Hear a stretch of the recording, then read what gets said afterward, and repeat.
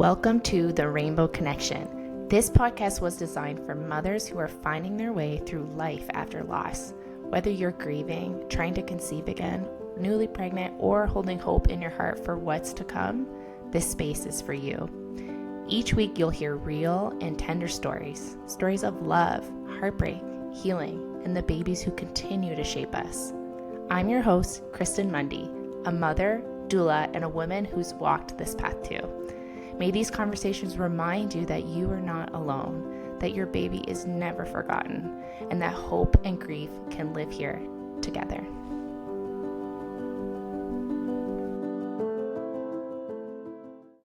Before we dive into today's episode, I want to take a moment to tell you a little bit about Reclaim, my trauma-informed online birth course that was created for mothers who are pregnant after loss. This course was designed with your unique needs in mind. The fears, the triggers, the desire to feel safe, seen, and supported as you prepare to birth again. Reclaim is inclusive and honors all the ways of bringing your baby into the world. Whether you're planning a cesarean, a home birth, a hospital birth, or something in between, you deserve to feel safe in your body and to fully understand all your options every step of the way. If you're navigating pregnancy after loss and want a birth course that truly understands, you can learn more at thedoulalife.ca/reclaim. And as a special offer to my podcast listeners, use code RECLAIM to get $100 off.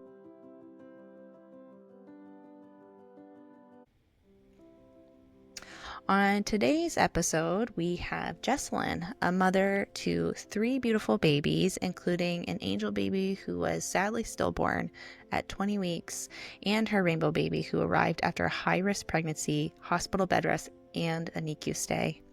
Now, this episode is pretty raw and emotional. Jessalyn walks us through the shock of her unexpected loss of her daughter, the heartbreak of learning about her baby's gender being misidentified, and the complicated journey of trying again while grieving. We talk about the anxiety of pregnancy after loss, the physical and emotional toll of a high-risk pregnancy, and what it meant to finally bring her baby home after everything she had gone through. Jessalyn's story is a very powerful reminder that grief and joy really can coexist, and even in the depths of heartbreak, there still can be resilience. Okay, now let's hear from Jessalyn. Hi, Jessalyn. Welcome to the Rainbow Connection. Thank you so much for being on the podcast today. Thank you so much for having me. I'm very excited to be here today. Me too. I'm really looking forward to our chat. Jessalyn has 2 stories to share with us today, one about her angel baby and another one about her rainbow baby.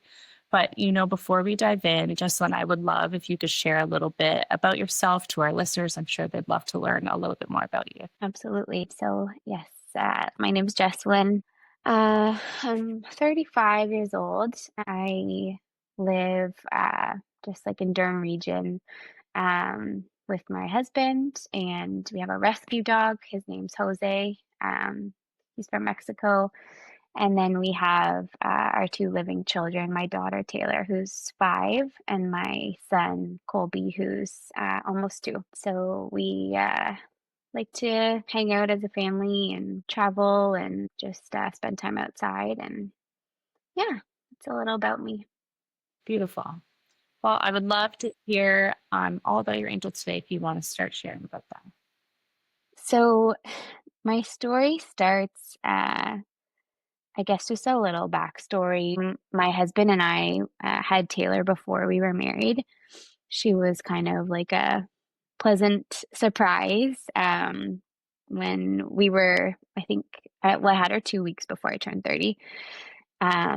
So we had her, and then we had planned to get married. We were engaged. So then we had her, and then COVID happened. So we had a little bit of like delay in our wedding of a couple years. So then after the wedding, we felt ready to have another baby. Taylor was about 2, just over 2. So we did get pregnant like right after the wedding, which sadly ended in a miscarriage. So that kind of like rocked me a little bit. It was my first experience with like that type of loss. I find with miscarriages too, they always kind of take you by surprise, right? 'Cause you have no idea until Yeah. you find out. Yeah, and I didn't find out until 12 weeks. So, I went 12 or whatever, probably 8 weeks, 2 months, like, thinking I was pregnant and, like, didn't find out until my ultrasound. So that really, like, kind of woke me up in a little bit of a way because I obviously we had our daughter unexpectedly and, like, so easily. Her birth was, like, you know, textbook. So that was kind of the first, like, real shock to the system. So after that, I did take a little bit of time to just like regroup. But I knew like that I wanted to try again. So it took us a little while, but we did end up getting pregnant again, um, which was very nerve-wracking. But I was excited as well. I felt like really good about my pregnancy. I went for like an early scan just to make sure like things were on track. I had probably like 4 or 5 ultrasounds, just because I had, a little bit of like spotting and like here and there. Like I had just like stuff that I was worried about. Um, and I had midwives that were the midwives that I had when I had my miscarriage. So they were like really good about, just being like, okay, we'll get you in for a scan, whatever. So I had multiple scans. I think I had 4 or 5. And my last one was I went in at 16 weeks because I had a little bit of spotting. And this time I was like just a little bit more worried, because it was not normal for me. So I went in at 16 weeks. I had this like very outgoing ultrasound tech who basically was like showed me everything, was like everything's great. He like wrote on the back of the ultrasound picture like his name was like you can call me like whatever. It was like I Mm. left there feeling good. I was like I'm 16 weeks. Things are good. It felt better. Like I was like okay, we're a little bit like past that zone of whatever, which I don't really believe in anymore. But yeah, that was in the summer. We had my husband was doing a triathlon. We went to Wasaga Beach for the weekend. It was actually our 1-year wedding anniversary as well on the day of the triathlon. So I was I was like 19 weeks at this point. We went, since it was our anniversary after the triathlon, we went out for dinner. We had like a nice steak dinner. And then afterwards I started feeling a little bit sick and I literally was like, I think I ate too much. Like I was really excited about the delicious dinner. Mhm. Um, so I was just like laying down and like I felt some really strong kicks and I was just like, oh, like yeah, we're both kind of feeling a little bit like full. So I ended up going to bed that night just like feeling a little bit nauseous. Woke up the next day, I felt fine. We got home from the weekend, and I was using a Doppler like throughout my pregnancy because it helped me. Just like I would use it every couple of days just to like curb my anxiety. Yeah. So I remember getting home that day and like using the Doppler, and I couldn't find the heartbeat. But I was just kind of like, I'm not going to panic. Like, I'll give it some time, wait till tomorrow. And then I remember the next day, I still couldn't find a heartbeat. And then I was kind of like getting a little bit worried. So I did call my midwife that day and just like let them know. And they were just like reassuring, it's normal, like, Early. yeah, you know Focus. how it goes. Dopplers are not Yeah, reliable. not reliable.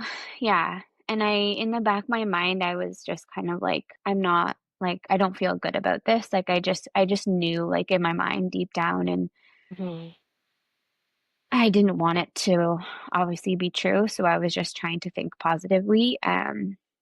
I already had an ultrasound booked that week because it was my 20-week ultrasound.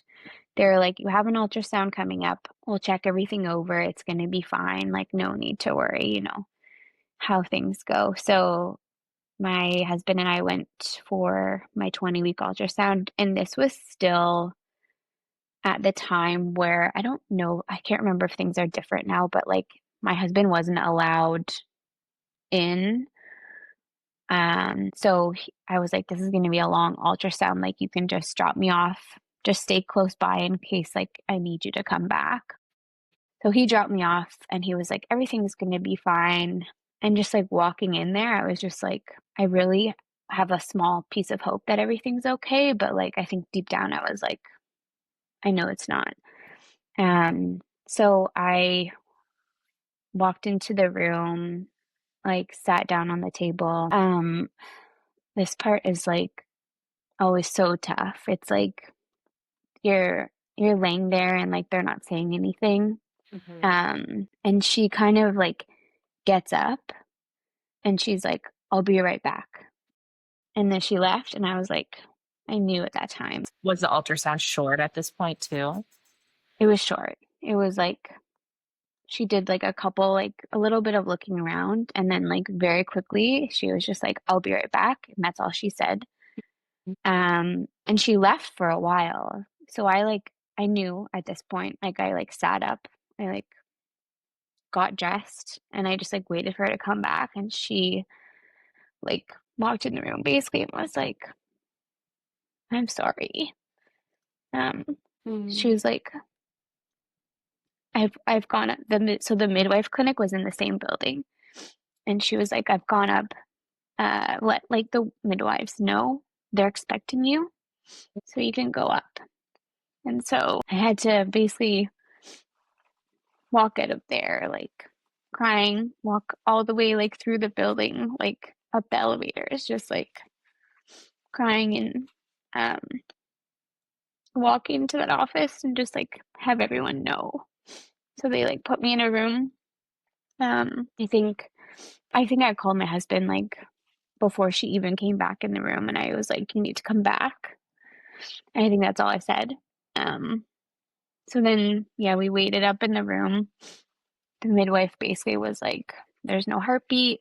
Um, we're gonna send you like to the hospital for like to just like check again, basically, and then from there you can figure out like next steps." So we drove to the hospital, spent like a few hours there. They did like another ultrasound, which obviously confirmed like there was no heartbeat. And basically, they midwives, they're so lovely, like just so kind, just explained like what was going to happen next. They were just like, you're going to have to be induced. You can go home and like basically we'll call you like when you can come for an induction. So I was like, "Oh, I can't do it right now." Like they're like, "No, you'll have to wait, like, because there's no like space in the hospital, basically." What was it like for you to have to go home after that? I just wanted it to be like over with. I didn't want to go back home. I just wanted to deal with it then. Like I was already there. Mm. I didn't want to go back to my house. I just wanted like it to be figured out. So I went back. We got we actually like grabbed our stuff and we went to my parents' house because we were like whenever the hospital calls to go for the induction, it was uh it was like beginning of September at this point. Like so we were just my parents have a pool, we just kind of like chilled and just took some time. Uh and ended up having to wait 3 days. So we called every single day, like we're like, "Can we come in for the induction?" And they were like, "No, not today." And it wasn't until 3 days later they finally were like, "Oh, okay, you can come in." We were like, what do we even do at this time? Like, Mhm. thank goodness for our daughter who was like 3 at the time. She kept us like smiling and laughing. Otherwise, I don't know, I think I would have just been like in bed crying. So we packed up.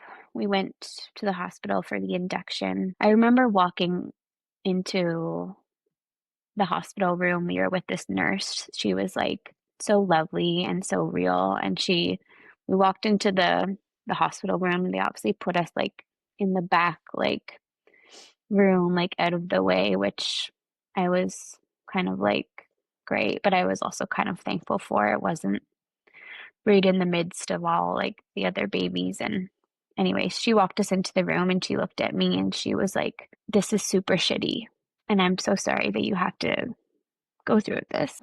It's terrible." And I've always remembered that because she was just, like, so real, you know? She was just like, "This is shit." Mhm. The whole process was just like a nightmare. I said, "Give me all the pain meds." Like, I was just done at that point. I didn't wanna feel anything. I just wanted all the help, that I could get. So, it took a while for them to kick in, and I think there was a couple moments where I thought, like, "Okay, this, um, I feel like it's gonna happen soon," and I remember calling the doctor in, like, a couple of times, and the nurse, she had this, like, I don't know, maybe I don't know if I was reading into it too much, but she had this, like, annoyed kind of, like, look on her face, like, a little bit of, like, like, her again, and it stuck in my mind. I remember it, like, vividly because it just made me feel like, I wasn't the most important patient, and the reason that I was there was not as important as the others. So I think from that point on, like, it was already a terrible situation. And it just made me feel a little bit worse. It took a while, and then I think, like, at that time, it came to be time when I was ready to, like, push and not, like, go into too much detail, but I had obviously given birth before to my daughter, and um, it was just a feeling that I'll, like, never really forget, like, giving birth to, like, a lifeless body was, like, something that I can't really, like, describe to anyone. Um, so we didn't know the gender of the baby. So the nurse cleaned up the baby and brought the baby over to us. And, I said, like, "Is it a boy or is it a girl?" And she said, "Oh, it's a boy." And so in that moment, my husband and I were like, okay, like, we had a baby boy. Like, it was a moment for us. We spent the next few hours grieving, like, talking to him. And, obviously the hardest thing that we had to do was, like, leaving that hospital without our baby. It's just like there's never enough time, but I did, like, get advice before.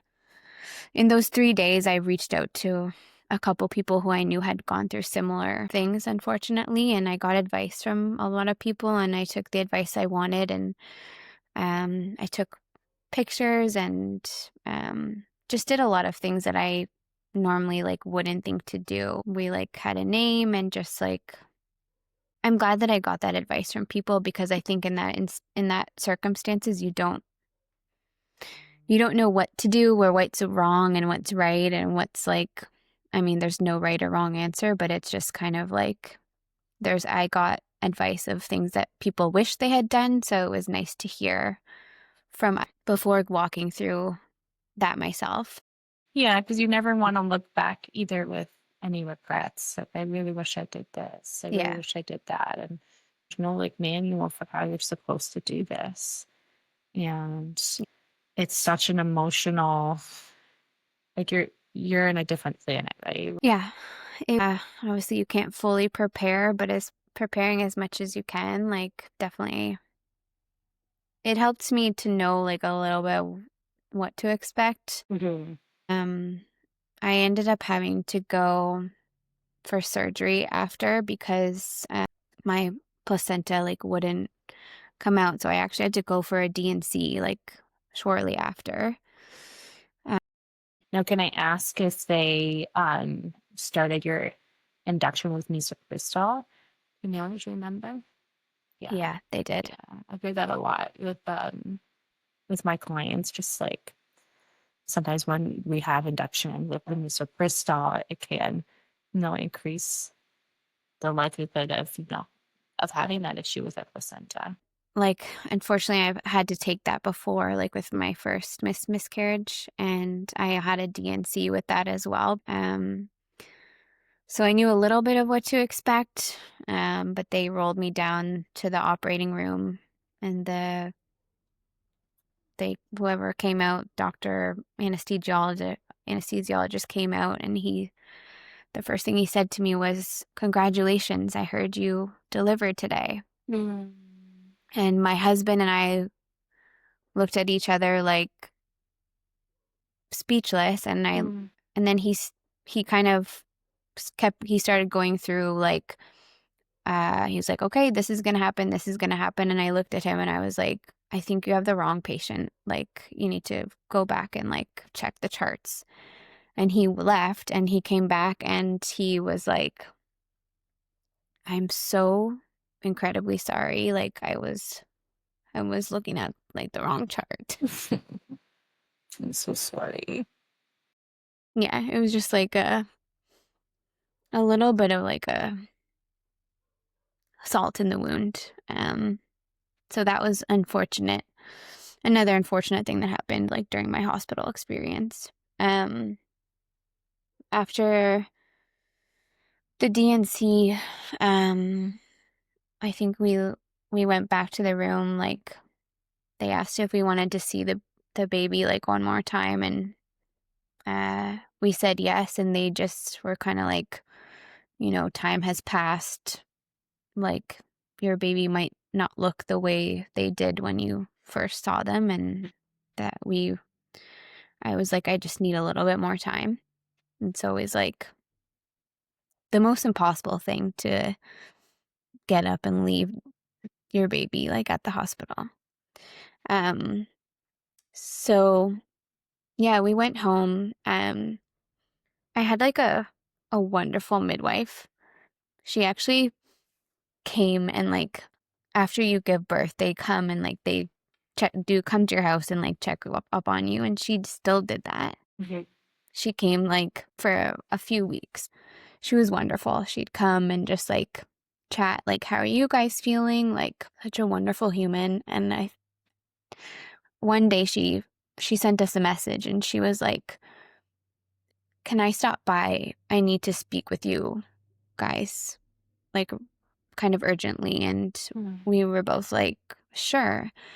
No idea. Like, I thought maybe like they found something. Like, we were given the hospital records, and I can't tell you how much time I like spent looking, like, what did I miss? Like, I looked through like every ultrasound report, just like, what did I miss? Because it's like we never got an answer, and like we still don't have an answer. I have no idea what happened. And I think that's something that still bothers me. It's just like there's not much closure when you don't have like a concrete answer. And anyway, so she came over and she was like, "This is like an impossible thing for me to tell you, but I have to tell you that your baby was a girl, not a boy." Did they just get like genetic testing back? I think the shitty thing is that the hospital like never told us. Still to this day, like, the way that she found out was the funeral home that we chose to do cremation through. The funeral home ended up being next door to where the midwife lives. So she knows the funeral home owners. They're like a lovely couple who's owned this funeral home forever. And so they picked up the baby from the hospital with all the paperwork, and they brought her back to the funeral home, and the paperwork that they got didn't match like the blood work. Basically, it was like the hospital paperwork said like baby boy, blah, blah, blah. And then like there was other paperwork that had blood work saying like a female. And so they called the midwife and they were like, something's not adding up here. So she looked into it, and I guess the two of them, like the funeral homeowners and her, they both went back and forth like, do we tell them or do we not tell them? Like, this is going to, you know, blow apart their world that's already been shattered. So ultimately, she ended up telling us, and like, I'm so grateful that she did. I mean, it was impossible to get over that like shock. And I think to this day, it still is like, you know, you only have so much time with your baby in the hospital. And like that time with her, we spent like, it's crazy even saying it, thinking like that she was a boy. And it's like, they took like pictures and they wrote like, we had his name like on everything. It's like, now we have nothing. Like, I just felt like we had nothing that like really. Sure, it feels like you're having to grieve a whole new baby, right? That's exactly what it felt like without having like the baby, you know? It's like, it felt like a totally different baby. One that like I haven't been able to like see, you know? Even though it's like the same baby. It's just, it's been like super complicated dealing with that. Changes your full perspective of how things transpired, right? Yeah. It's tough, and it's like there's no manual for that. Like there's not even like, I feel like even when I went to therapy, it was kind of like, how do you deal with that? It's like impossible. It's an impossible situation already. And on top of that, it's like, I don't know. It's still something that I wish I just didn't know what to do. I wish I had done more. I wish I had tried to get like answers. I was just like so in my own grief and like shock that I just was like, okay, let me try and like figure this out. So the funeral home was so lovely. They actually called us and they were like, before we do the cremation, like, do you want to come and spend a moment with your baby before? And we did. And it was so lovely of them to do that. It helped like a little bit, but it was just impossible. I think too, because we had like picked out like names and it just felt like it was tough. So complex. So complex. Like I can't even put into words. Like There are no words for something like that. Yeah, the complexity of it all. And, you know, I had such lovely support from like the midwife. Like she was so wonderful. And my friends and like family were so wonderful. Like one of my best friends lived in Chicago at the time. She literally like showed up on my door less than like a week later and was just like there.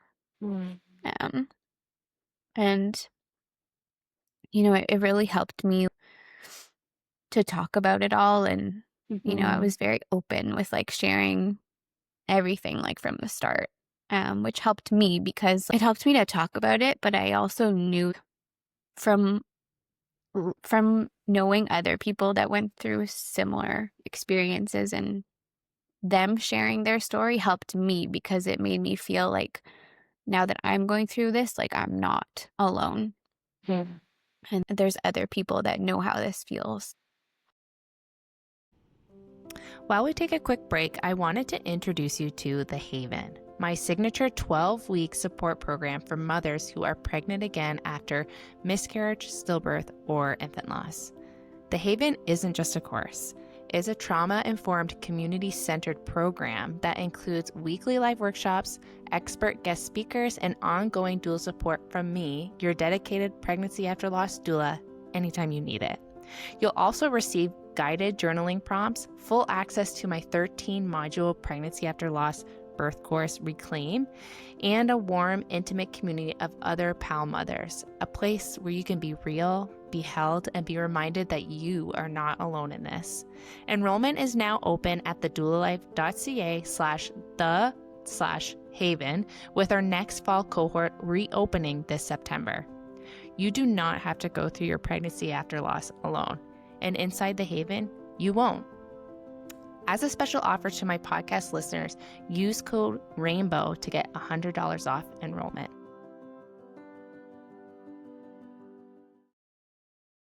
How did what did life kind of look like for you and your partner and your little girl? Because you had a little girl at home. How did the months following end up feeling like? And I know that you did end up eventually getting pregnant again. What was your journey like to that next pregnancy, and what did that time look like for you? I'd say right off the bat, my partner and I kind of realized quickly that we're gonna grieve very differently. Mm-hmm. And I think that was hard for me at the start because I know I went one way and he kind of went one way, and everyone grieves differently. But when you're in a relationship where you've gone through the same thing, it's well, how are you acting this way and not this way, right? Mm-hmm. So that was tough. Definitely aren't alone in that experience. I hear it so often. I think a large part of it is our partners. It's so different for them in one way because they never had to give birth and they never carried this baby for months and months. And even though it is so different, it can be really painful to have to grieve so differently. Yeah. It's hard on the relationship, and we did go to a couples therapy, and I think that helped us a lot. Just realize that we're gonna grieve differently. It doesn't mean either of us cares more or less. It's just the way that we are, and that helped a lot. But I'd say having our daughter really saved me. It would have been easy to just not get out of bed every day and to just wallow and just be sad all the time. But she kept us going. She kept us getting out of bed every day. And it's kind of that tough realization that life goes on. The world doesn't stop just because yours has blown up. She was a good reminder of the world is keeping moving and there is still good things in the world. I'm so grateful for her. I like the expression, this is a really bad thing, but it's not a bad life.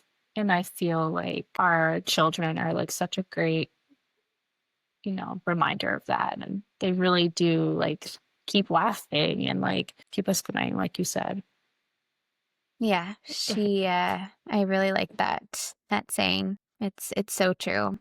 She kept us going, and I wanted our children to be close together in age, and she was 3 now, and with the time that was spent with the wedding getting pushed back and then my miscarriage, and now this, I want to have another baby. I want to give her a sibling.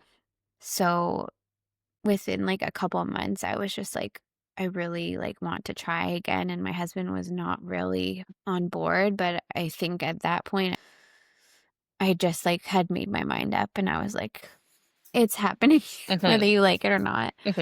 And I also had taken time off work, so I was not working. I just was focused on okay, this has happened. It's so terrible. I'm grieving. I need a baby,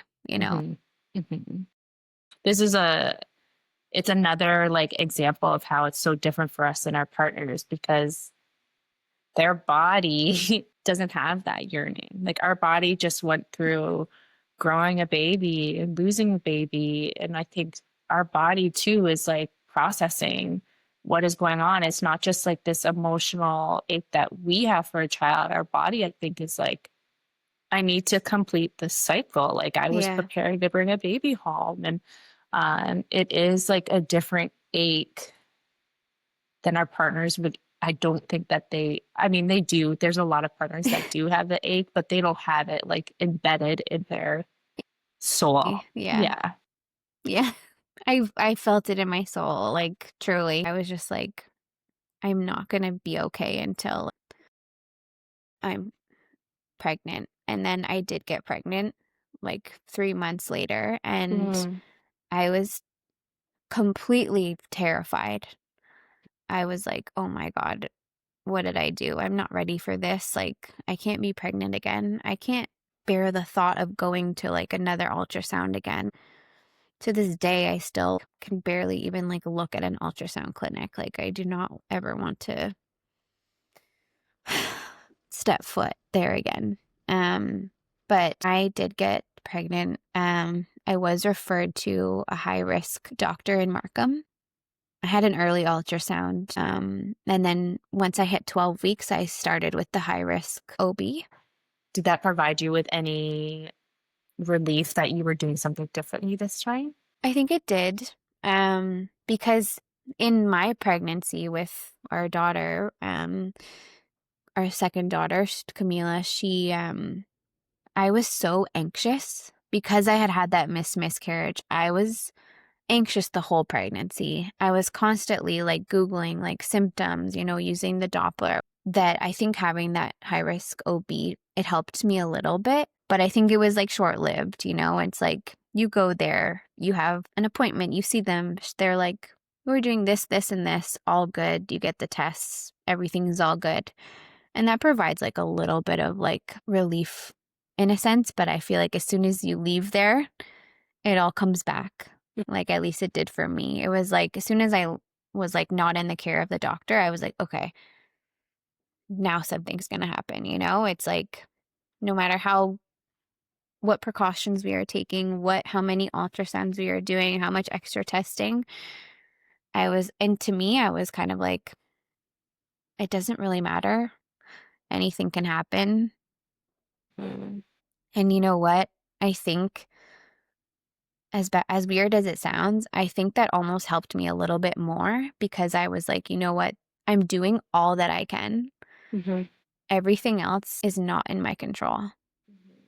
And I feel like that almost helped me a little bit, like deal with the anxiety and just being like, I can only do so much. Yeah, because the only other thing that you could do is live in the hospital, right?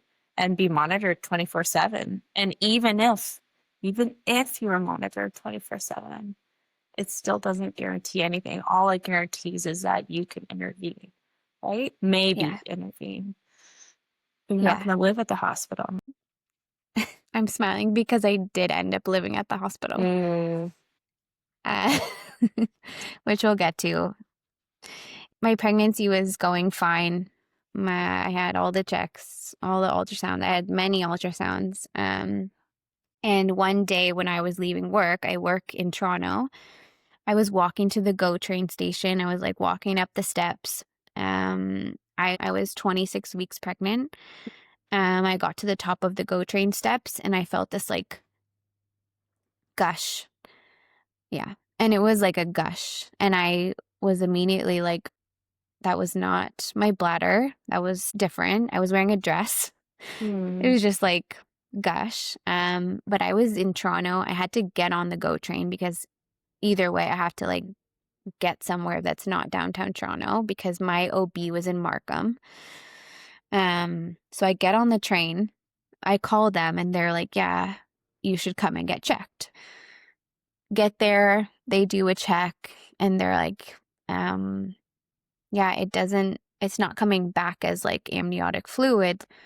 Baby's fine, everything's fine. And I was like, okay, trusting the doctors here, like, sure. So they sent me home. And then for the next 3 weeks, I kept having like little like leaks. It was like here and there.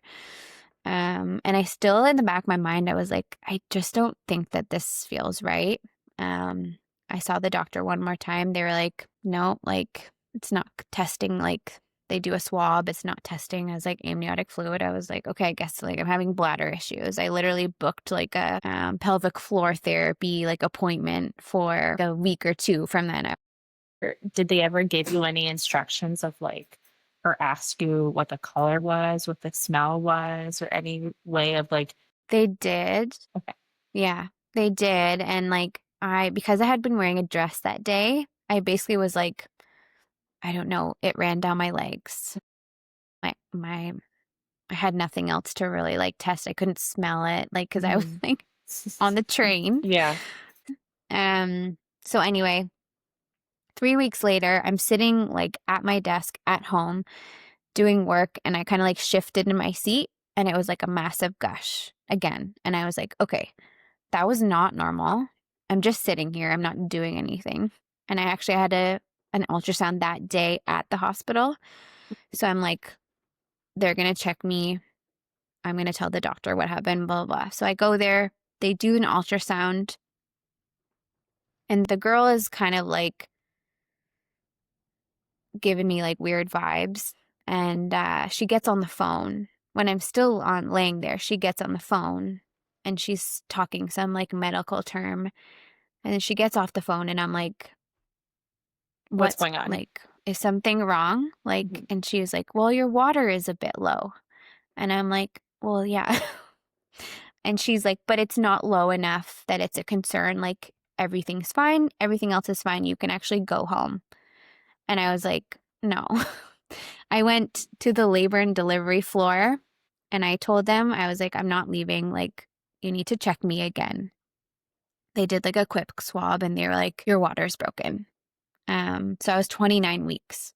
And so they were like, we're going to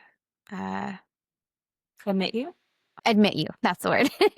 They're like, we're going to admit you. And I was like, okay, for how long? And they were like, we are not sure at this point. Usually when your water breaks, it's within 24 hours that most people, 80% of people give birth. And I'm like, well, my water broke 3 weeks ago. And they were like, well, you know, they go through all the risks and it's like a massive risk for infection and a number of things. And so anyway, because I was under 29 weeks, I had to get transferred to Sunnybrook. I was in the antenatal or antepartum unit at Sunnybrook for the next 4 weeks.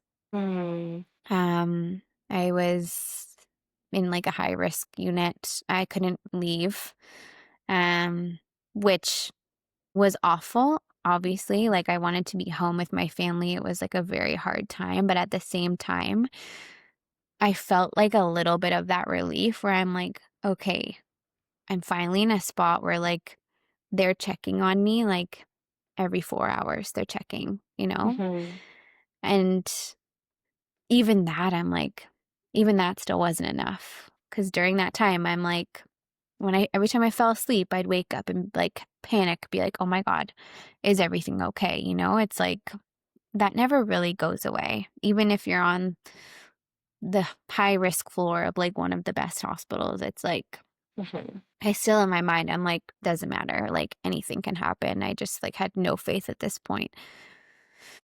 Now, did they give you like steroids for the baby just in case you were to deliver really soon? Yeah. I had like steroids, I had like both, like I think they gave you 2 steroid shots.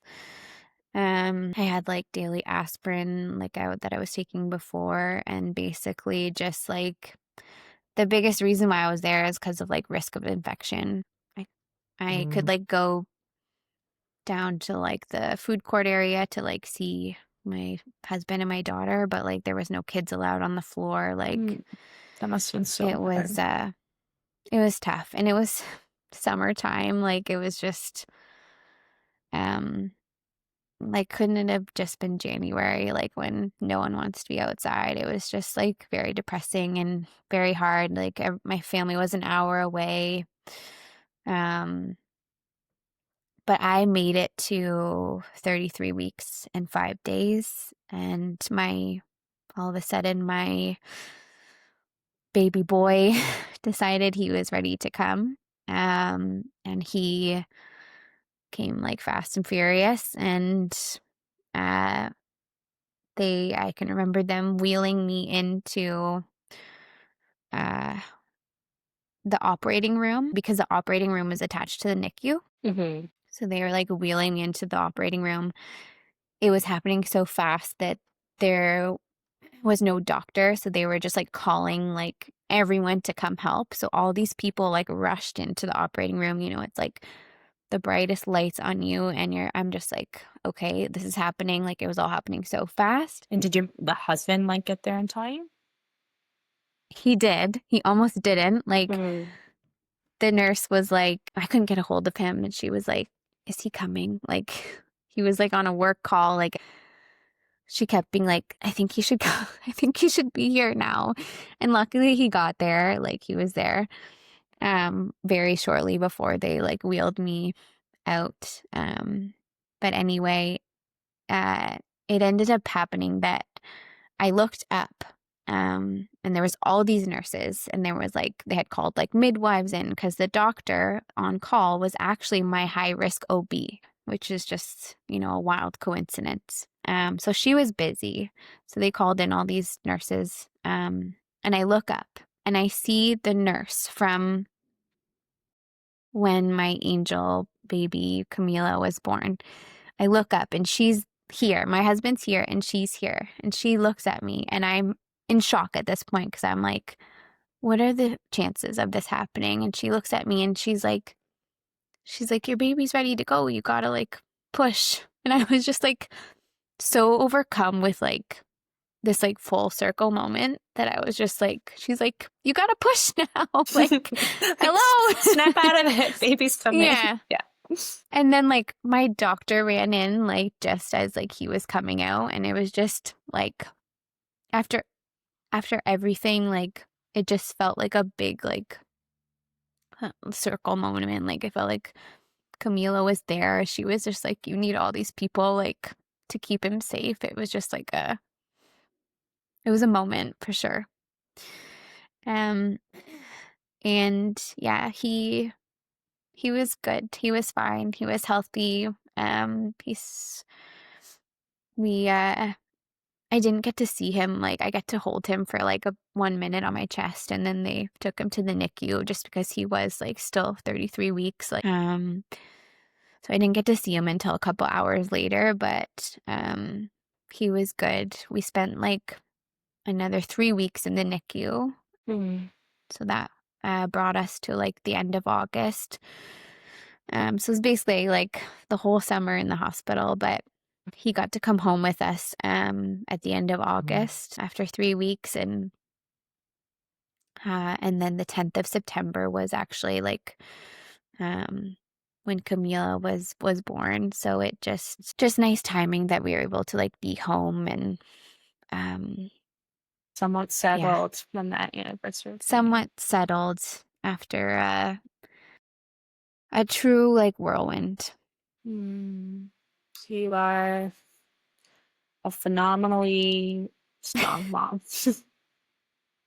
Yeah, it's just like, I think, I don't know, you never think that like this is how things are gonna go. And for us, we had our first daughter, Taylor. Like, it was just like we just got pregnant, and like she was born, and then that was it. And it's like, then we had our wedding, and I'm like, okay, like let's do it again. And then it was kind of like no, that's just it. It opened up like a whole world to me of like, not everything happens for a reason, and like sometimes terrible things happen, and there's no reason for it. And like, yeah, it changed a lot of things for me. And it changed the way that I speak about things, and the way I handle grief for myself and for others as well. I've learned a lot for sure. I really wish you didn't have to learn this way, but I completely understand. It's like, I'm thankful for the growth, but I wish it happened in a different way. Like, I wish I didn't have to grow in this way, but it does definitely stretch you to be, post losing your baby, it stretches you to be a deeper, more compassionate, more feeling human, I feel. Yeah, Um, mhm, especially when people are going through hard things. totally. How did it feel to finally like bring your son home? It's kind of like that finish line that you're getting to. It's like when I was pregnant, I'm like, okay, I just want him to like be in my arms. And then when I was in the hospital, I'm like, okay, I just want him to be in my arms, but like not yet. Just grow like a lot more. And then when we were in the NICU, it was like, hey, we just want to be home. Like we're so like being pulled in a million different directions right now. Like we just really wanted to be home. I think being home was great in a way, but it was also very scary Hmm. because he was still like not even 40 weeks yet. I think he was about like, he was probably 38 weeks when we brought him home. So I felt like this is like a lot, you know? I just felt like, okay, once we get home, everything is going to be better and it's going to be okay. And I feel like it wasn't really like that. I was more stressed. I was also grieving a lot of things. Like I was feeling a lot of different things and like I felt like guilty. I'm just like, oh, now I have like another baby. Like I don't want to forget about her. It was like a lot of complicated things to feel at one time. And especially in such a already vulnerable, intimate time, like it's a lot. There's so much grief and there's so much joy. And like, I don't know if one human is really meant to hold all of that. It's so profound.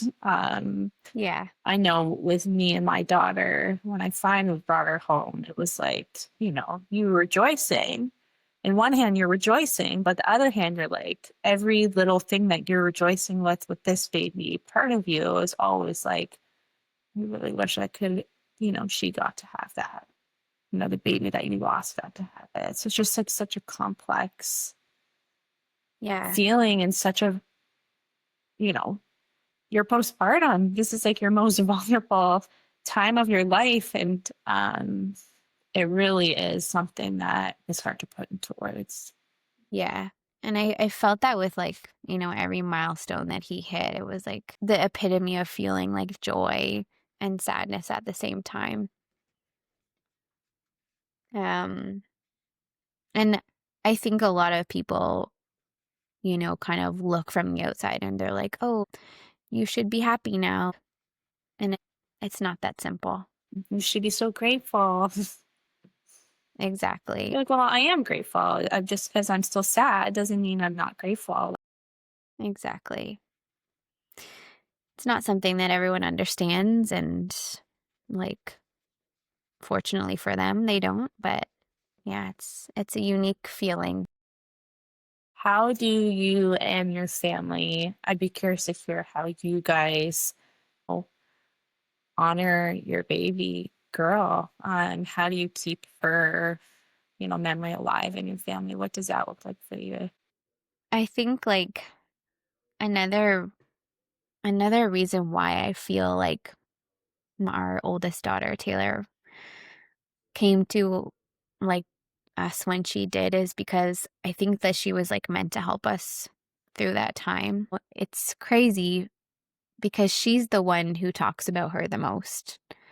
She brings her up like daily. She talks about her like she's her like sister who's like she sees every day. Like she literally brings her up every single day, which I think it's such a nice way to like feel her like presence and just like keeping her memory alive in a way that's not like something planned. Obviously she's like on our minds every single day, but for my daughter to just throw her into like everyday conversation, it makes me like so happy and like sad at the same time. And she's turning 6 in July, so like she understands a little bit more now than she did before, but Mhm. we planted like a pretty like pink hydrangea tree in our backyard, and um she always helps me with the flowers around there, and with her garden. And yeah, I think she's so much like embedded in our everyday like dynamics, like without her physically being here, that it makes me happy. Mhm. Just knowing that she's not going to be like forgotten about, you know? Children have such a beautiful way of like not shying away from things because they just like really don't know better.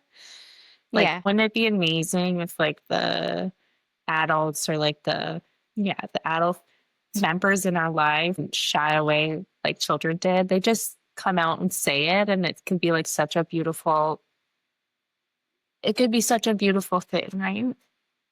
Yeah. And I think that's a thing, you know, friends, family, people shy away from, you know, mentioning her name or asking about her or bringing her up because they're afraid of, you know, evoking emotion or like making you Reminding sad. you. And it's like reminding you. And it's like, it's on my mind constantly all day, every day. It's not, you're not reminding me, and it's not making me sad. It makes me happy, like when she's mentioned and when she's thought of.